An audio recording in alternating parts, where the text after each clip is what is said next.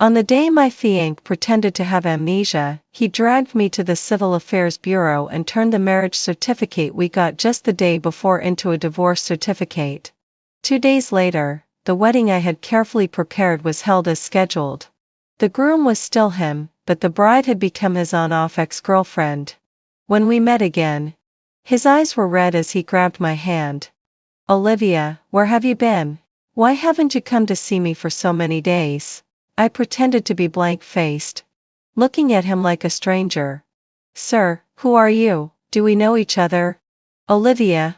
Come to the Civil Affairs Bureau at 9 o'clock to get a divorce." William commanded and hung up the phone without waiting for my answer. William was my fiancé. He had lost his memory. The first thing he did after losing his memory was to call me over to get a divorce. We got our marriage certificate yesterday morning, and now, early this morning, it was going to turn into a divorce certificate. When I got to the Civil Affairs Bureau, I found that William wasn't alone. The woman who was affectionately holding his arm beside him was very familiar to me. I had seen her in William's private WeChat moments.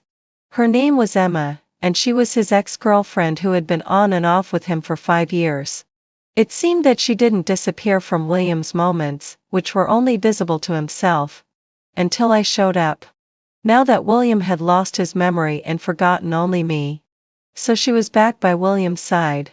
When she saw me, the smile on Emma's face seemed to turn timid.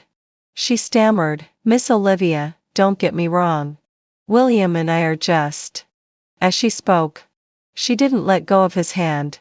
Instead, she held it even tighter. At an angle where William couldn't see, she raised her eyebrows at me and smiled. William held her hand tightly, gently kissed her hair affectionately, and said in a tough tone, "I asked Emma to come with me. It's not a misunderstanding. She's my girlfriend originally." My heart suddenly ached. Meeting Emma's triumphant gaze, I struggled to tug at the corners of my lips and nodded. "Yeah, got it." There weren't many people getting divorced. When going through the formalities, the staff member gave me a surprised look. I was also astonished. She was the one who had handled our marriage registration yesterday. At that time, she had congratulated us with a happy wedding, wished you a harmonious union lasting 100 years. We had thanked her with smiles. Today we were here again, but to get a divorce. The person holding William's arm was no longer me but Emma. I stood in front of them, feeling embarrassingly redundant. The staff member looked at the three of us suspiciously. After a while, she said, "Sorry, this doesn't meet the regulations." William frowned because he couldn't wait. He just made one phone call. Then we got the divorce certificate. It was quite ridiculous. It was the same red booklet, but there was no longer a sweet group photo on it. I held the booklet in my hand, trying to ignore the burning pain in my chest. Me looked innocent and seemed to ask me casually, "Since you're already divorced, you're not going to keep living in William's house, are you?" After asking, as if she just realized something, she quickly added, "Sorry, I know Miss Olivia hasn't bought a house. After all, you were husband and wife once. If you want to stay for a few days, William won't object." William interrupted her, looking at me without a trace of emotion in his voice. "Since we're divorced, you should move out with your clothes right now." His tone was cold and matter-of-fact, as if it wasn't him who was pretending to have amnesia. My throat tightened immediately. The bright red divorce certificate in my hand caught my eye. Wasn't this what he pretended to have amnesia for? Why bother? I was never the type to cling to someone. If he wanted a divorce, how could I hold on to a man who didn't love me? It was just ridiculous that our 5-year relationship couldn't even get a straightforward explanation. This marriage ended in such an absurd way. I took a deep breath and tried to force a stiff smile. "Fine, as you wish." The car William drove was the wedding car we had chosen together. When we bought it, William said to me, "On our wedding day, I'll use this car to take my Olivia home." The car was picked up yesterday afternoon, and I hadn't even ridden in it yet. Now, the person sitting in the passenger seat of this car was Emma. It had become a witness to their love. William leaned over and affectionately buckled the seatbelt for Emma. The two of them were very close, their breaths intertwined. When William sat up, Emma sweetly kissed him on the cheek. Subconsciously, William looked up at me. Emma followed William's gaze and saw me. She said unhappily, "Sorry, this is the car William gave me. It's exclusive to me. I don't want any other woman to get in." William looked at her with full of affection and said, "Of course, what your husband gives you. How can others ride in it?" After that, William drove away with Emma. The pungent exhaust fumes sprayed all over my face. My nose twitched, and finally, a tear couldn't hold on any longer and rolled down, falling into the dust on the ground and disappearing. When I rushed there by taxi in a hurry, the gate of the villa was tightly closed. My luggage was just thrown outside on the ground, mixed with the rain from last night. All muddy and dirty. I knocked on the door for a long time and then Amelia, who worked in the villa, opened the door. She looked a bit embarrassed. "All these were thrown out as Miss Emma ordered." Ma's voice came over. "Huh? Are these your things?" "Sorry, I thought they were some garbage that no one wanted, so I had them all thrown out. I didn't mean it. Miss Olivia won't be angry. Right?" Mama came out in her pajamas, deliberately showing the hickeys on her neck. I pretended not to see them and just slightly tugged at the corners of my lips. "Miss Emma's upbringing is really worrying." A reprimand came from inside the house. "Olivia, don't push your luck. Didn't Emma apologize to you? What else do you want?" Hearing this, I looked over. William walked to Emma's side and looked at me with a cold face. His eyes swept over the scattered items on the ground, and he sneered. "These pieces of junk. You still treat them like treasures." My throat choked, and my heart suddenly tightened so much that I couldn't say anything. He then urged impatiently, "Hurry up and pack your things and take them away. Otherwise, I'll call the cleaners to take them away." I tried hard to hold back the moisture in my eyes and nodded. "Okay. Also, I don't want to see you here again. Mo will misunderstand. I can't make my wife angry." As he spoke, he put his arm around Emma. And the two of them were affectionate as if no one else was around. My fingers almost dug into my palms. Swallowing the bitterness in my throat, I silently packed my things. Clearly, I hadn't lived here for long, but there were so many things. They filled the suitcases to the brim. In fact, this villa was the wedding house that William and I prepared. The meticulous decoration design, the comfortable and elegant furniture and daily necessities. One by one, they were all designed and arranged by me. It was filled with my full of expectations, because this was the home where William and I would spend the rest of our lives together. But now, the house was still the same. But the person living in it was no longer me. Things remained the same, but people had changed. I walked out carrying two suitcases. Mona took a deep breath.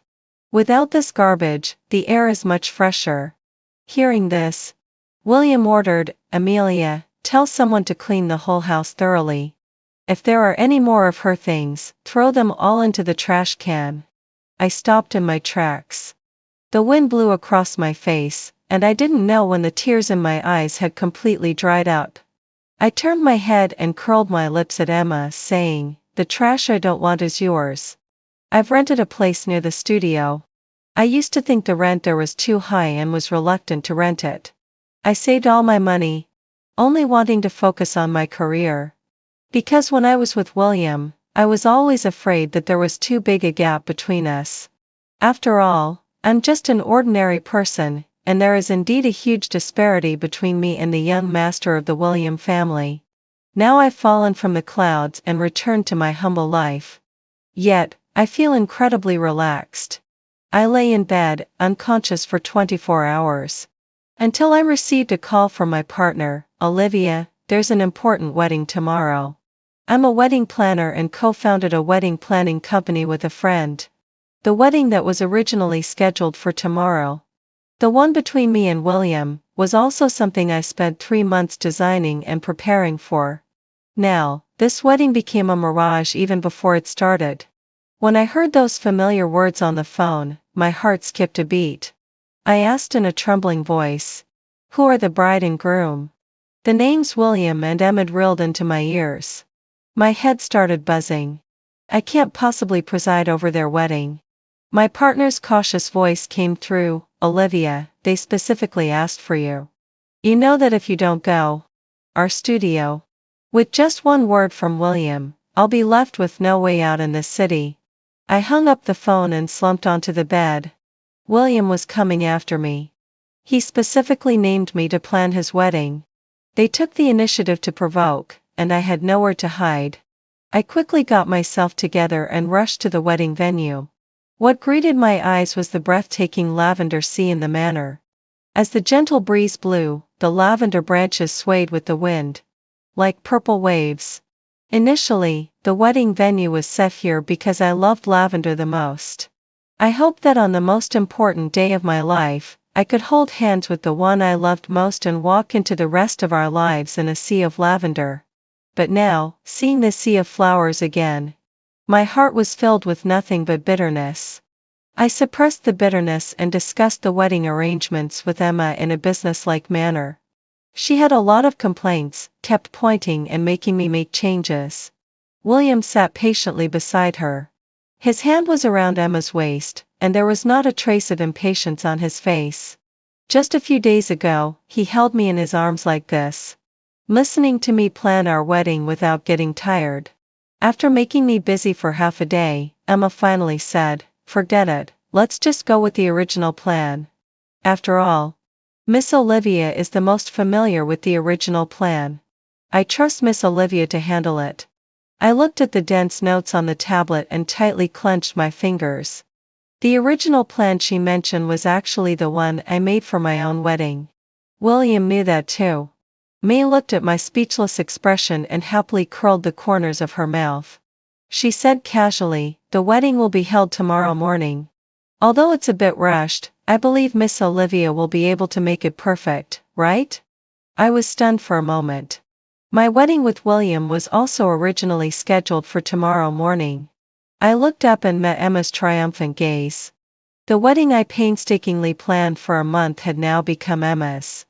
It was both annoying and disgusting. After a long silence, I forced out a yes from my throat. May leaned close to William, her smile hiding a dagger. "William, Miss Olivia has really helped us a great deal. We should give her a big red envelope when we get married." William said inferently, "This is what she should do. Otherwise, why would I pay her?" Hearing this, Mo smiled even more triumphantly. I pursed my lips tightly and closed my eyes for a moment. Yes, Miss Emma is right. You two are my clients, and this is what I should do. I stayed up all night. The wedding was held as scheduled at 10 a.m. this morning. Just as I was about to turn and leave, I felt a sudden heat below. My period had come early. The dizziness from blood loss and staying up all night made me almost unable to stand. But then someone suddenly held me up. I opened my eyes and saw it was William. Subconsciously, I pushed him away. A look of surprise flashed across his face, and then it turned cold. "What are you standing here for? If you don't go and help, do you want to be the bride?" I twitched the corners of my mouth. Money is hard to earn, and life is tough. I didn't have the energy to argue with him. I silently turned to leave but was stopped. No walked over in a gorgeous and beautiful purple wedding dress, accentuating her slender waist, looking graceful. My eyes inevitably fell on her wedding dress. This wedding dress was originally chosen by William for me. Now, it was on Emma. My fingers unconsciously dug into my palm, and the pain tugged at the taut string in my mind. Ma proudly spun around in front of me, with a fake smile on her face. She said, "Miss Olivia, do you think this wedding dress looks good? Does it match the scene today?" I couldn't speak and just nodded randomly. The smile on her face grew wider, and she looked at me with a sly look. "I wonder if Miss Olivia would like to be our wedding host." The string in my mind suddenly snapped. I looked up, my eyes filled with anger. William seemed very satisfied with my reaction and ordered me, "Did you hear that? Ma asking you to host the wedding is an honor for you." A sarcastic smile curled up on my lips. "What if I say no?" William looked at me coldly. Then I can only assume that Miss Olivia doesn't have the ability. I think there's no need for such a company to exist, right? I bit the tip of my tongue, and the taste of blood filled my mouth. I forced down the sobs in my throat. It was so embarrassing. Couldn't we just part amicably? I've never been the type to cling on. Even without today's humiliation and anger, I would still stay away from them. Why do they have to humiliate me like this? I nodded numbly. I walked past them with unsteady steps. When I reached Emma's side, I paused slightly. I whispered, "Miss Emma, second-hand goods don't suit you. The chest is too loose. And the waist is too tight." I didn't look at Emma's instantly gloomy face and walked away in a hurry. The wedding officially started. The sunlight fell into the lavender sea, creating a dreamlike scene. Ma, in her beautiful purple wedding dress, slowly walked into the lavender sea. Amidst thunderous applause, she placed her hand in William's palm. I thought I was already numb, but my eyes were uncontrollably moist. I had imagined this wedding countless times in my mind.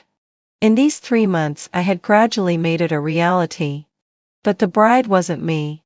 My soul seemed to be split into two. One was stinging in a sea of flowers, and the other was numbly reciting the lines that I had known by heart so many times. I couldn't even remember how the wedding ended. I just walked back to the rental house like a wandering soul, wearing high-heeled shoes that had rubbed my heels raw. As soon as I lay down, I fell into a drowsy sleep. In my dream, everything was fragmented. Like a fleeting glimpse, the 5 years we had spent together flashed before my eyes. And these 5 years were shattered and taken away one from my dream, leaving no ripples. I slept for 3 days. When I woke up, I was starving. When ordering takeout, I saw the withered lavender on the windowsill. The flower language of lavender is waiting for you to love me. I thought I no longer needed that. Strangely, all the things that happened between me and William in the past seemed to have completely become the past along with these 3 days and nights of darkness. Even if I thought about them, it was like flowers in a mirror or the moon in the water, separated by a hazy dream, as if from another world. I touched my chest, and my heart was beating strongly. It didn't hurt anymore. I blocked William. Since he wanted to pretend to have amnesia, I hoped he could do it thoroughly. It would be best if we were strangers for the rest of our lives. Perhaps because disappointment in love is often accompanied by success in the workplace, our business expanded across the country. I started traveling on business frequently. By the time I came back from my last business trip, it was already a month later. When I walked out of the company, a Maybach was parked by the roadside. A man was leaning against the car door, smoking. There were already a lot of cigarette butts beside him. He seemed to have been waiting there for a long time. When he saw me coming out, he rushed forward. Through the smoke I could clearly see his features. It was William. I instinctively frowned. Before I could dodge, he had already grabbed my wrist. He looked at me with red eyes, as if I had done something wrong. "Olivia, where have you been? Why didn't you come to find me?" And my sarcastic laugh welled up in my heart. When I looked up, my face had turned into one of blankness and vigilance. I looked at him like a stranger. "Sir, who are you? Do we know each other?" William froze in an instant, his face full of shock. He increased the strength in his hand uneasily. "Olivia, what are you talking about? How can you pretend not to know me?" Pain came from my wrist. I furrowed my brows, my eyes slightly cold. "Sir, please let go. This is harassment. If you don't let go, I'll call the police." William didn't let go. His eyes fell on my face. Seeing the unfamiliarity in my eyes, his face was filled with panic and unease. He said in a trembling voice, "Olivia, I'm William, I'm your husband." I didn't believe him. In my struggle, I bit him hard. He winced in pain but still didn't let go. I shouted at the top of my voice, "Help!" He tried to cover my mouth, but it was too late. Passers-by gathered around. He was in a panic, trying to explain. "I'm her husband. She's just having a tantrum with me." I pulled his hand away and shouted in a flustered manner. He's lying. I don't know him. Seeing this, the onlookers looked at William suspiciously and held him down. Some kind-hearted people called the police. The police car took both of us to the police station. William was my husband. Once. Now he could only be considered an ex-husband. The dates on the marriage certificate and the divorce certificate were only 1 day apart. Our married life didn't even last 24 hours. After finding out everything, the police looked at William with a complicated expression. After giving him a severe reprimand, William was released. At the entrance of the police station, William's eyes were fixed firmly on me. He asked hoarsely, "Olivia, don't you know me anymore?" I stepped back in disgust and said inferently, "I had a serious illness a month ago and lost a lot of my memories. Should I remember you? Since I've forgotten, it must not be important." Hearing this, William's expression was a bit hurt. He opened his mouth, wanting to say something. I cut him off. "I heard you're my ex-husband. Since you can become my ex-husband, I don't think there's any need for us to have any contact." William's expression immediately turned panicked. "Olivia, listen to me explain." Ma's voice interrupted William. Hearing this, I looked over. Mama was hurrying over, her eyes stabbing at me full of hostility. She put her arm around William's arm possessively and asked, "Why are you here?" I sneered. "Are you William's wife? You should ask your husband about this, not question me, an innocent person." Ma looked suspicious but forced herself to sound confident. "William can't be wrong." But William unexpectedly shook off Emma's hand. His eyes never landed on Emma from beginning to end. He took a step forward, but seemed to be stopped by my defensive gaze. He explained in a hoarse voice, "Olivia, she's not my wife. I haven't gotten a marriage certificate with her. You're the only one who's my wife." Hearing this, Emma's face turned completely dark. She reached out uneasily to grab William's hand, her tone urgent. "William, let's go home, okay?" William reflexively pushed her away. Emma fell to the ground with a cry of pain. She was crying pitifully. "William, it hurts." But this still didn't draw William's attention. William's eyes were still fixed firmly on me. His voice even carried a hint of pleading. "Olivia, listen to me explain. I had amnesia before, so I was tricked into divorcing you, but now I remember everything." I interrupted him impatiently, "I don't care. Please don't pester me." I turned around and left impatiently. William wanted to follow. I threatened him inferently. "This is the police station. Do you want to go in again?" His steps stopped. I left without looking back. Behind me were the fierce arguing sounds of Emma and William. It had nothing to do with me. But William started to pester me relentlessly. He somehow found out the address of my rental house and pitifully waited outside my door every day. As soon as I opened the door and saw his face, I frowned in disgust. A look of hurt flashed in his eyes. But he persevered in offering me the breakfast in his hand. It was the custard buns and preserved egg and lean meat congee that I usually liked. Looking at the packaging, it was from my favorite store, which was far from my rental house. But when it was offered to me, the breakfast was still steaming hot. I impatiently pushed his hand away. The breakfast in his hand fell. The bun rolled around and became dirty. The congee spilled all over the ground and splashed my trouser legs. I was immediately furious. "In the early morning, can you stop causing me trouble? You're so annoying."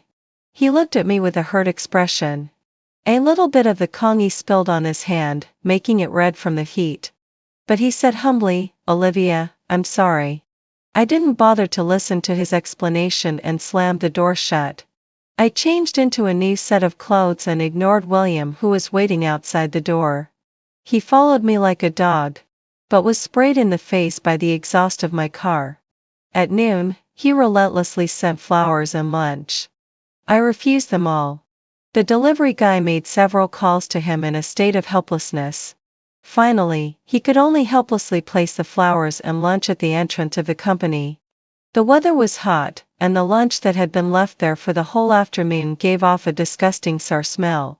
I pinched my nose and threw the spoiled lunch and the flowers that had been soaked in the sour smell for the whole afternoon into the trash can.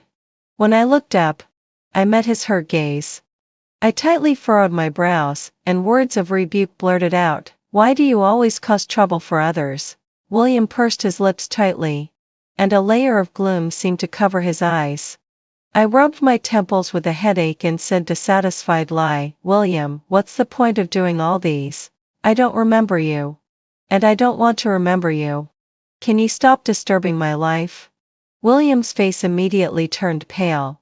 He stood there silently, with an indescribable sadness in his eyes. After a long while, he choked and pleaded, "Olivia, can you give me a chance? Give me a chance to wake up your memories. I've also had amnesia, and I know how to wake up your memories." I interrupted him faintly. "You had amnesia, and I also had amnesia. Coincidentally, we don't owe each other anything. There's no need to recover our memories." William's throat suddenly tightened. A numb pain appeared on his face. "Olivia, are you still blaming me? I was tricked by Emma into divorcing you. Can you forgive me?" I impatiently emphasized, "This doesn't matter." "I don't care." His voice stopped abruptly. His breathing became rapid and irregular, as if the pain in his heart was unbearable for him. After a long silence, he said hoarsely, "Olivia, you weren't like this before. I'm a wedding planner. I've encountered all kinds of troubles, big and small. So I always keep my emotions stable in front of William. The only thing that made me lose my composure was when William claimed that he had amnesia and asked me to divorce him. I knew he was faking it. This was a trick he played to tease me. But I still lost control." I clearly saw a flash of complacency in William's eyes. He was proud of my loss of control for him. It seemed that only when I was humble and despicable enough could it prove my love for him.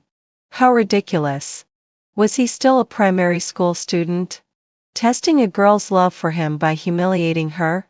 This wasn't love. This was blatant teasing. He didn't deserve my forgiveness.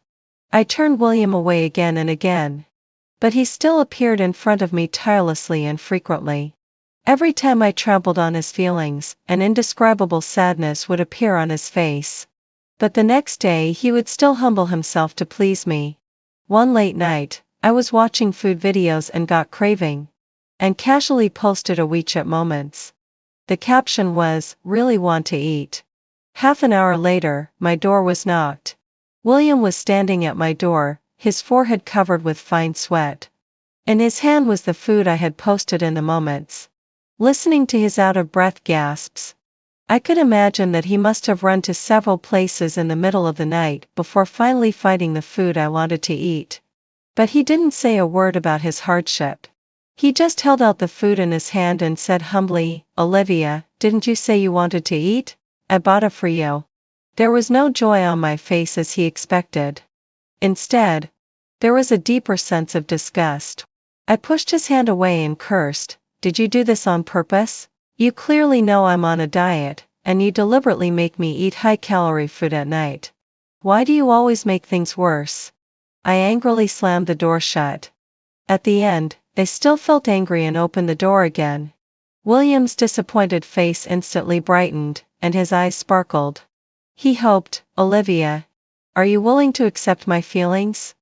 I sneered, "Get lost. Don't peek at my WeChat moments anymore." I scolded him again mercilessly. Closing the door, I found his secondary account, and blocked him. Unable to contact me, he had to use the old method and keep watch near my rental house and company every day. A few times, I heard him answering the phone outside my door. Momo was arguing with him loudly on the phone. The assistant of his company also frequently sent him messages urging him to go back. He's the manager of the company. His frequent absences during this period have caused many of the company's businesses to stagnate, seriously damaging the company's interests. The company's shareholders also have a lot of complaints about him. He's in a dilemma. I thought he would give up. But he didn't. When I opened the door, I still saw his figure. His face looked haggard, and there were some unshaven stubble less on his chin. Looking closely, his eyes were still slightly red. I called the police. But after being locked up for 2 or 3 days, he still didn't change his ways after coming out. I sneered. A president of a listed company, insisting on getting the label of a stalker.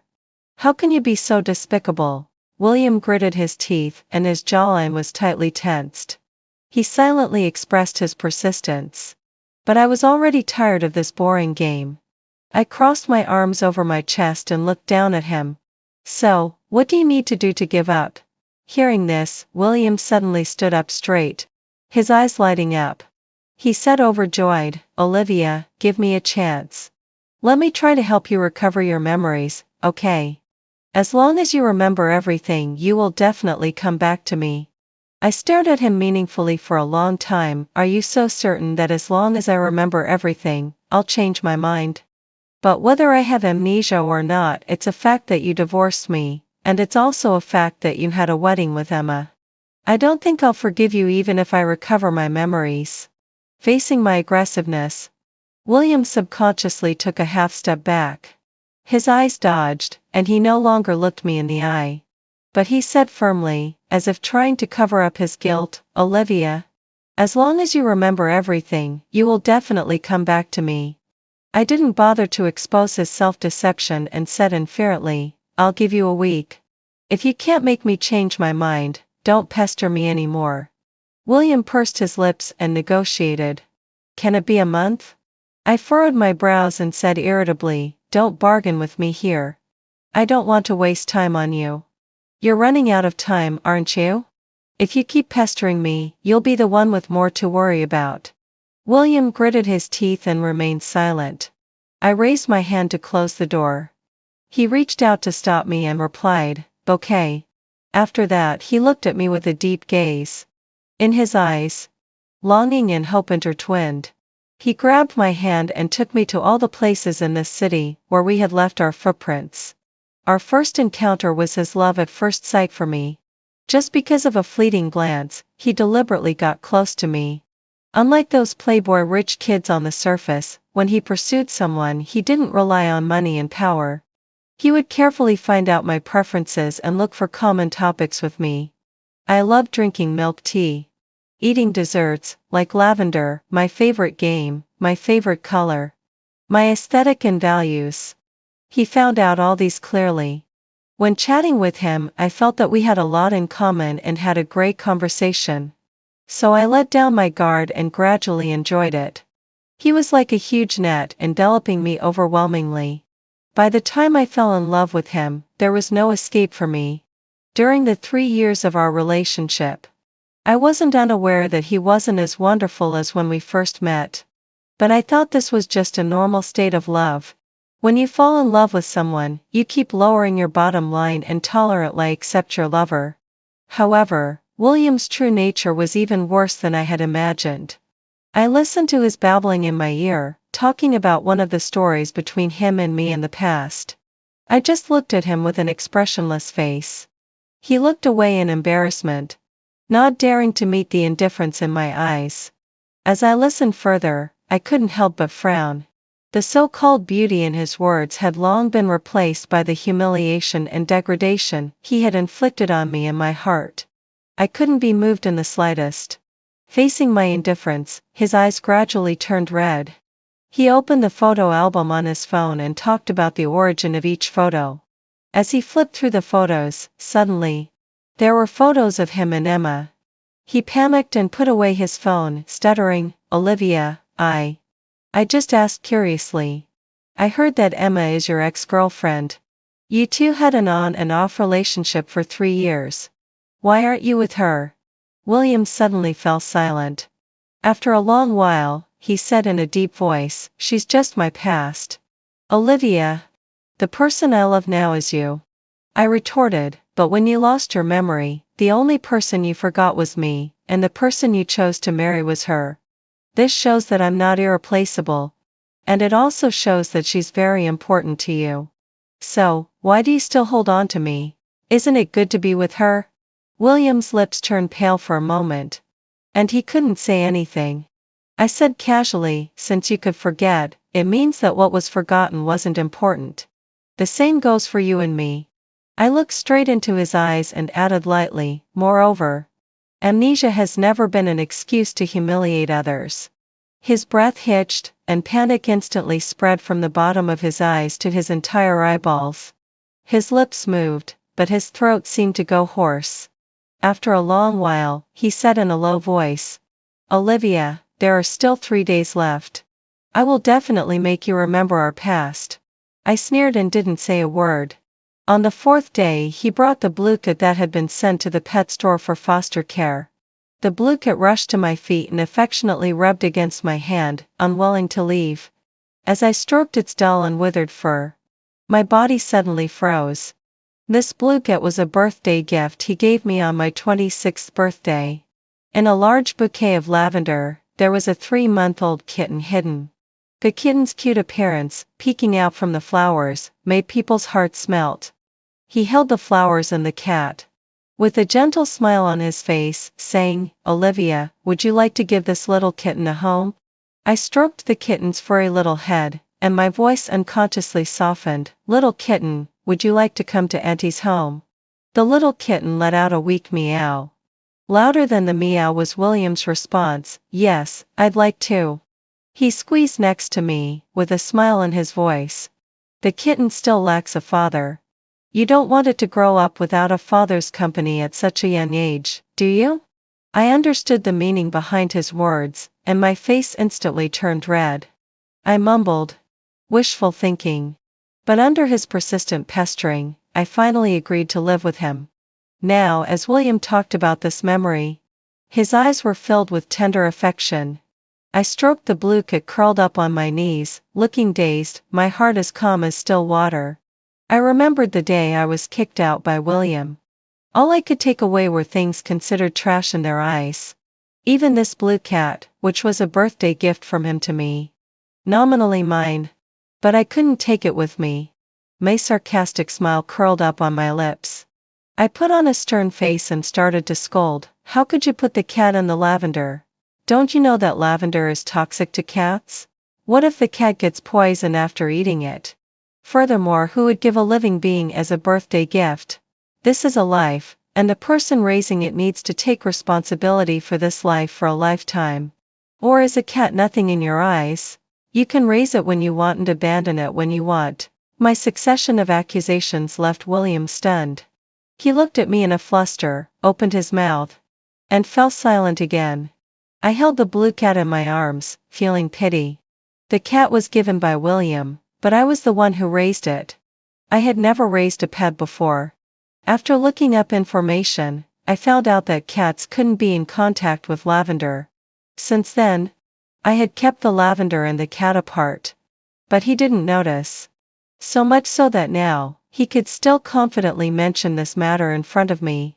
Back then, I thought William was just following the trend on the internet by giving a cat, so I didn't take it too seriously. But the bullet he shot back then had now hit him right between the eyes. I lifted my eyelids and questioned. Since it's my cat, why did you hide it? William was speechless. I calmly asked further, I lost my memory. Then tell me, was it my fault? Did I not want to take care of it anymore? William clenched his fists. Regret and struggle seemed to make it hard for him to breathe. He looked at me helplessly. Olivia. It's my fault. It's all because I lost my memory and couldn't handle these things well, making you sad. I will never make the same mistake again.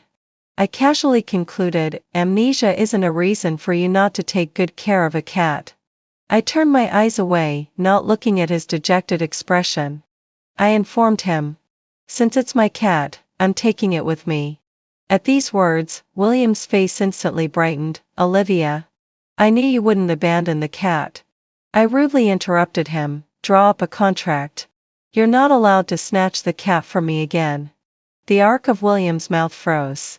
He murmured in distress, Olivia, why are you being so distant from me? I sneered, let me remind you, Mr. William. From my perspective, you're worse than a stranger to me. William stood there stunned. And his eyes instantly dimmed. William's face looked more and more unpleasant day by day. On the evening of the last day the sky was filled with a magnificent sunset, as beautiful as a painting. We walked to the lavender field in the manor. The furnishings in sight were so familiar. Everything here was exactly the same as the wedding a month ago. Only the crowds of guests and the bride and groom holding hands were missing. We stood in the lavender field. The gentle breeze blew my long black hair, and the lavender swayed along. William stared at me obsessively. In the brilliant afterglow, he knelt down on one knee in front of me. In his outstretched palm was a familiar wedding ring. 2 months ago that wedding ring had been on my finger. But on the day he married Emma. Also in this lavender field, he put this wedding ring on Emma's middle finger. His figure overlapped with that of the groom at that wedding. He said softly, "Olivia, we once planned that our wedding would be grandly held in this lavender field. I would hold your hand and, in front of everyone, we would make promises to each other and stay together until we grow old." He stared fixedly at me, his eyes seemingly filled with unwavering affection. "Olivia, will you marry me?" I was so angry that I laughed, then slapped him across the face. I cursed, "Do you think I'm Emma? Taking whatever second-hand stuff comes along?" He was a bit slow to react after being slapped. His right cheek swelled up high. I huffed and turned to leave. I didn't want to stay in this infuriating place for even a second longer. He was stunned for a while, then quickly chased after me.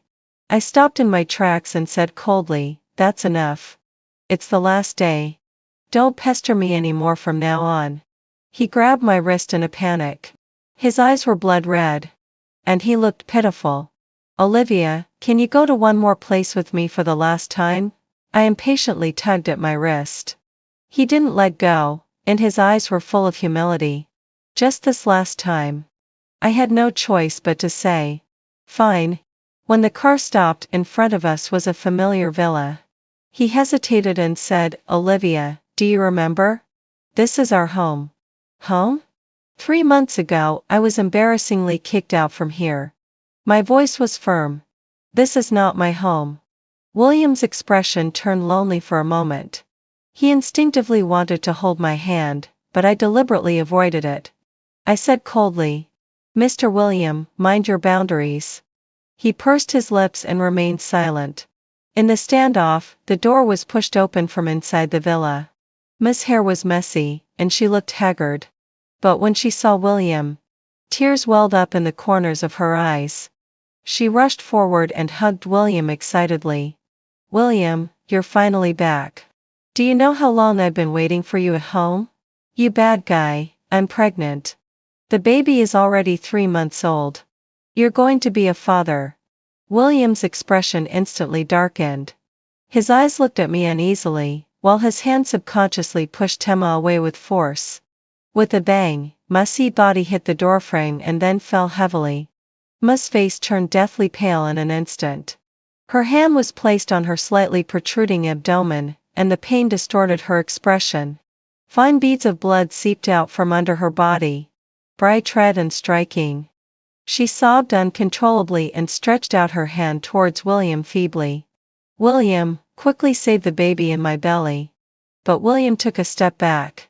The expression on his face froze, and his tone was icy cold as he blurted out, "This child shouldn't have existed in the first place." He turned to look at me. "Olivia, don't listen to her nonsense." I couldn't stand it anymore. I interrupted him, "Is this the time to say these things? Hurry up and send her to the hospital." The night was thrown into chaos. Under the incandescent light of the hospital, Mimu's face was so pale that there was not a trace of blood. She lost the baby in her belly and also damaged her body. It will be much more difficult for her to get pregnant in the future compared to ordinary people. Even if she gets pregnant, there's a high probability that she won't be able to keep the baby.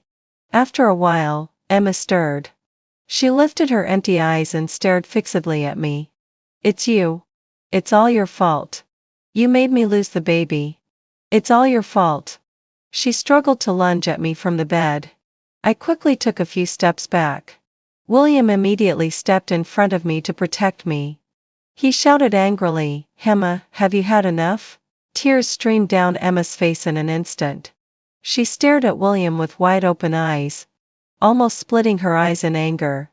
"William, she made us lose the baby. I may never be able to get pregnant again. How can you take her side?" I pushed William aside and coldly reminded, "Miss Emma, don't make unfounded accusations.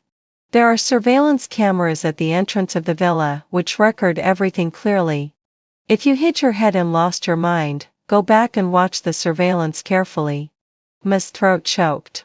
"You," I warned, "if you try to shift the blame again, I'll have to consider you're trying to blackmail me. I'll report it to the police station. If you keep pestering, I can sue you." Emma's eyes turned red with anger. William rubbed his temples and said indiferently, "The baby is gone and it's gone. You shouldn't have gotten pregnant in the first place. You're reaping what you've sown." Emma's breath hitched. Hatred welled up in her empty eyes. "William, I deliberately poked holes in the condom, but if you could control yourself you wouldn't have ended up in bed with me." She turned her gaze to me, a faint smile on the corner of her mouth. "Do you know when it was?" "It was during the month when you were preparing for the wedding." He had already cheated. "Otherwise, how do you think the baby in my belly came about?" William was furious. "Shut up." He hastily explained to me, "Olivia, don't believe her. Listen to me. The baby in her belly has nothing to do with me. I don't know whose it is. She's trying to pin the blame on me." I interrupted him, "I don't need your explanation." At this moment, my face was calm as if I was watching a farce that had nothing to do with me. I said lightly, "William, I don't care. Our deal is over. From now on, don't pester me anymore." I turned and left. William wanted to follow, but Emma threw herself at him and knocked him to the ground. I didn't look back. Behind me were Emma's hate-filled wails. "William, are you even human? I hate you. You'll die a horrible death." William disappeared from my world. I opened a branch company in another city, bought a house and settled down in that city. Occasionally, when stroking the soft fur of the cat in my arms, I would inadvertently think of William. His life wasn't going well now. The company's economy was declining, and the shareholders had a lot of complaints about him. He was swamped with work. What troubled him the most was that Emma was pestering him. After being discharged from the hospital, Emma's mental state was a bit abnormal. She followed William around all day, muttering to herself. She repeated over and over again, "William, how can you like other women? It's just a breakup. It's not the first time you've broken up with me. You'll come back to me after a while." She sobbed. "But, William, I've been waiting for you for so long. Why haven't you come back to me yet?" William was annoyed to death by her. He had hit her, scolded her, and driven her away, but Emma always managed to pester him again. As time went by, William became more and more irritable. He lost control of his emotions and almost beat Emma to death in public. Since Emma had a mental illness, she was exempt from liability. He was detained in the detention center. The video of him beating someone spread on the internet. Netizens criticized him harshly, and everyone seemed to be against him. Under the cyber violence, the fact that he had stalked and harassed me was dug up. He angered the public again. Under the public opinion, the company's shares kept dropping. When he returned to the company, he would face the shareholders' accountability. But now William was in a difficult situation. He had beaten Emma into the ICU. Most relatives held him accountable and sued him in court. Now William had only two choices. Either lose the lawsuit and end up in prison, or take care of Emma for the rest of his life, under the surveillance of the Zhu family. This matter made a big stir on the internet for a month. When the public opinion died down, William and Emma secretly got married. He married Emma, whom he had looked down upon.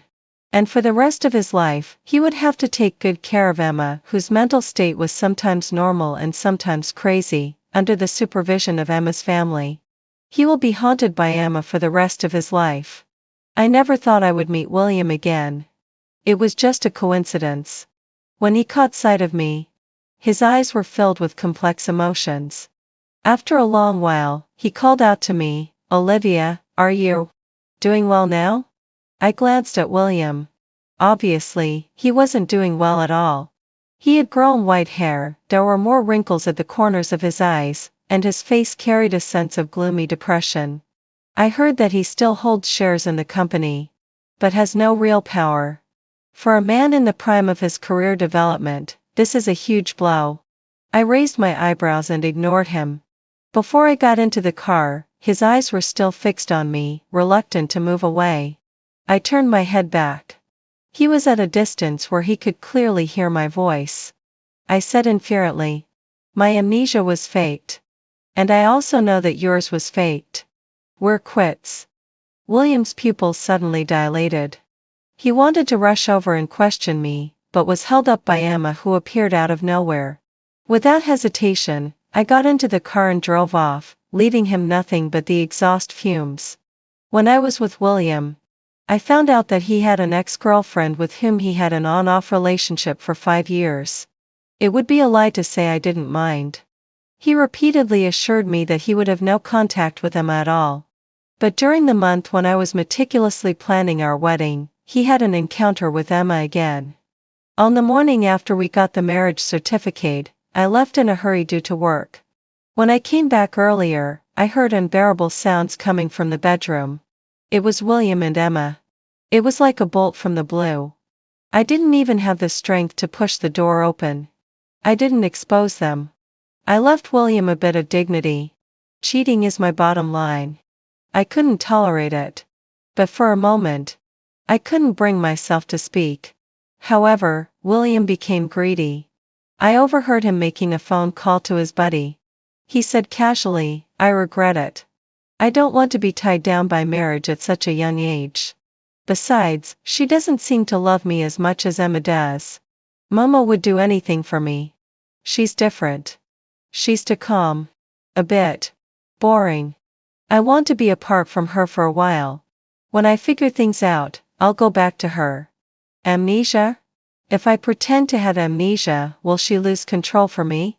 I want to see how far she'll go for me.